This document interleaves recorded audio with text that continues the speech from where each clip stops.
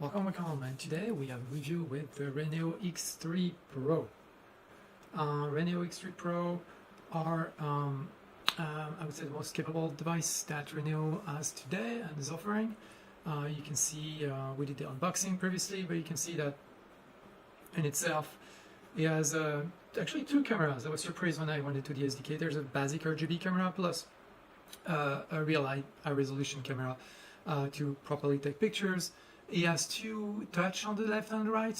Usually left for the sound, the right is going to be for manipulating within the device options. So for example, and that's pretty much everything. Microphones and audio is here. There's only two microphones, so the noise cancellation is average, but it works, and it's I would say it's a good device in itself. One thing that it is from the X2 Pro that we had before. It's a downgrade. Everything is less in this one, and more specifically, the how would you say that? The processor, the RAM, actually you can see on the thing, everything has kind of been scaled down. The benefits is that the X2 looked more like, you can grab those glasses, looked more like this, you know. I don't have them anymore, and I'll explain why in a little bit, but they look like very bulky. So if you compare the two, you know, I looked very weird working the X2 Pro, but if I wear those, I look pretty normal and it works. So I think the downgrade is a good thing. It makes the glasses really light. You can actually wear them. You can almost run with them. They're at this like threshold size and weight that works really well. And overall, I would say the key feature and the thing that's very interesting with that pair of glasses compared to the competition, it's going to be the color display. He has a really good color display. So, I mean, good. What I mean there is that it looks great. Actually, I'm going to record a little bit to show you how it looks like. Let's get that going. So, for example, this is the basic, I would say, menu that you have. And with the apps, you can select from. And it's pretty slick. You can see that the everything is pretty big and has like a nice volume to it. Usability is the same as all other ones, so you can see the touch here and here. So here will be the volume, and here is going to be the navigations. So if you navigate to the menu, it's always the same. Slide to select, you know, forward, backward to select, and tap to enter, and double tap to go back. That's pretty much like that's becoming the standard in all the glasses these days, and that's one of the thing. Another thing I want to show is that maybe I'm going to be able to make it here in the camera. You can see it.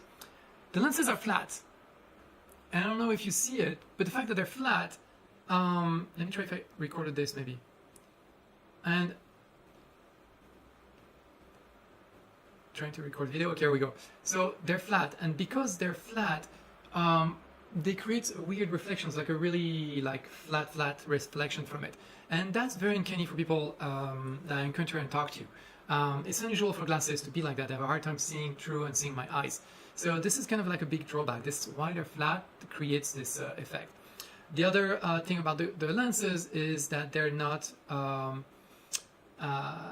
photo transitioning. I forgot the term. Basically, you can still go outside and it's still fully transparent. It doesn't get darker, which is really a key feature, I think, if you want to wear something all day in terms of going in and out of your space. So let's go to see a little bit about the app themselves. So the X3 Pro app comes with a number of, you can see that all the apps there are, all the features are in there. And one of the key features is the maps. It looks really good. It works much better than X2 because the internet connectivity stay connected. There's a lag in the GPS communicating to the glasses. This is the app running, but overall it works. And on the X2, it didn't get better from the X2. Unfortunately, I cannot show it to you because it refused to record. But it looked really good on the X2. It's the same on the X3. So that's the same. One of the key elements is that a lot of the apps are pretty basic. There's not like a lot of like you cannot chat. I cannot respond to text when I receive text. I cannot respond to notifications. I can see the notification, but I cannot respond to them. I have to open my phone for that. There is no connectivity to any chat like WhatsApp or Signal or Messenger or whatever we use for chatting. There's no connection and usability for that in there in the glasses. So basically you're left with the really basic things, which is they offer a to-do, so you create a to-do list and you can talk to your AI. You have the basic translation, and then you have the teleprompter, which is okay, and those are the basics. But come on, it's a really powerful device. It can do a lot. So I'll get to the developer sections on the next video, and I explain how you can expand it and how the developer tool works. But it's a really good hardware, especially that it's pretty light, and it's kind of frustrating that you cannot get that that more features in there. They have like really basic games, because the field of view is really small. The screen is, you know, resolution 600 by 480, so it's not great. When you take they've added that feature in a recent update, and when you take a picture or video, you can see a preview of it, which is really nice. It's similar with the feature you have in the Meta Ray-Ban display. And the other thing I want to mention is that the color display is amazing as a color display, but I think it's the worst color display they could have put in there. You don't expect to watch a video with this. It's great for color in terms of like the UI is colored and it feels really good to have a colored UI, but the pictures and the videos looks like, I don't know, crystal, you know, when you look at e-paper, colored e-paper, like there's very few color actually. So there's very few gradients. You can see the separation of the color like really clearly. So pictures and video look terrible in there, but the UI looks amazing. So that's where the color fits in. The other thing in terms of the display, the brightness. Okay, I have to say the brightness is amazing. You can be outside and being able to see everything, even in the California sun or even like really, really, really sun bright environment.